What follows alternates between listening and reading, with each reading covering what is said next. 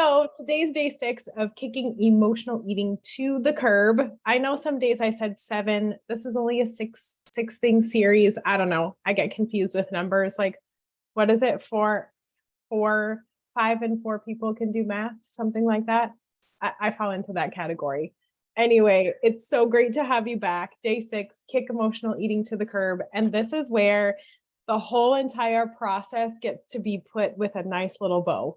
So the first part is stop what you're doing and just become aware. And remember, I gave you permission for that awareness to come at any point, whether it's in the moment before you behave or act or spend or eat or whatever it is you're about to do, or if it's 3, 4, 5 hours, days later that you finally wake up to the fact that, like, oh my gosh, now I'm awake to the fact that I do this. And what will happen is the more you practice stopping and becoming aware, the sooner it will become and the more frequent it will become. So this is not a one and done process. This is not a like, oh, I did it one time, I'm good. This is literally a like, you're going to be practicing this process for the rest of your life around everything that you think, do, spend, relationship that you create when it comes to emotions and including emotional eating.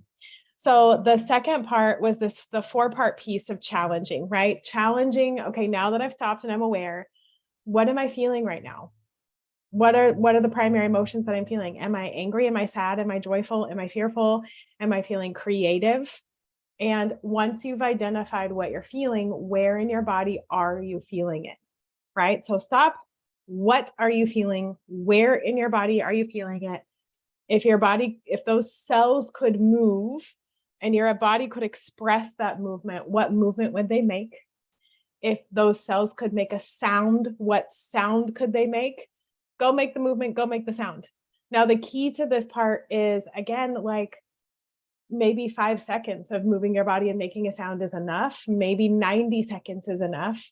Maybe you have to do this process more than once to feel like, okay, whew, I feel like I'm back to normal, right? Like I don't feel that pent up anger, or I don't feel like I just want to bury my head in a pillow and cry my face off and eat all the ice cream, whatever it is, you want to commit to feeling that feeling all the way through to completion, which means potentially repeating this process a time or two until you're like, okay, I feel fine. I feel good. I'm ready to make a rational decision. Because again, the science of it is when you get stuck in an emotion, it's a very reactive state, and all of your reactions happen in your amygdala, which is your lower thinking, primitive, reactive brain. And by processing the emotion, you are able to move from the amygdala into the prefrontal cortex, which is the human making, thinking, rational decision making brain. So you're moving up into like the prefrontal cortex to become the dominant force of your decisions, of your actions, and therefore the creator of your story. So this last part is to choose. Choose consciously. Choose after you've processed your emotions, because what can happen is if you've gone through the whole process of like, I know what I'm feeling, I know where I'm feeling it, I'm aware, but you haven't committed to like asking yourself, am I willing to allow this feeling to flow through me to completion? Then don't move on to making a decision. Because this is where most people go wrong, is they don't allow that emotion to pass. And then they literally feel like they're white knuckling willpower. Like, I just got to be strong. I just got to get through it. I know what to do. I just got to keep pushing. No, you freaking don't. That's the hard way to do it. And it might seem like it's hard and challenging to like move your body and make sounds, but really it's not. Like, you were a toddler at one point. You already know how to do that. The thing that gets in the way of you fully processing that emotion is just your pride. It's like, who's going to see me? What are they going to think about me? Right?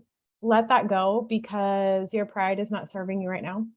And what's literally standing in the way of you creating that next level of freaking awesome for yourself is literally your commitment to this simple process. Allowing yourself to think from your non-emotional prefrontal cortex, rational human thinking, decision-making brain, and getting out of your emotions. So this is the process that I walk with my clients with. And I really, truly hope that this has served your socks off, that you've learned something, that you're giving it a shot, that you're practicing. And I just wish you the best. So much love. And until the next perfect time. Oh, I will also put the link to the full playlist in the comments of this post. And if this has served you and you think it might serve a friend, I would love it if you would share it with them. Much love.